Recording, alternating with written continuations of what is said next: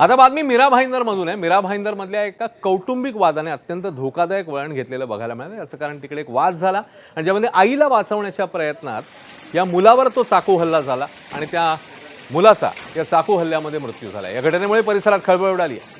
कुटुंबातल्या भाच्याच्या साखरपुड्याला जाण्यावरनं पती पत्नीमध्ये वाद झाला. वाद विकोपाला गेला. संतापाच्या भरात पतीने पत्नीवर चाकूने हल्ला करण्याचा प्रयत्न केला. यावेळी आईला वाचवण्याकरता मुलगा मध्ये पडला. हल्ल्यादरम्यान चाकू मुलालाच लागला, त्यामुळे तो गंभीर जखमी झालाय. त्याला तातडीने रुग्णालयात नेण्यात आलं, मात्र डॉक्टरांनी तपासणीअंती त्याला मृत घोषित केलं. न्यायालयाने त्यांना 3 दिवसांची कोठडी सुनावली.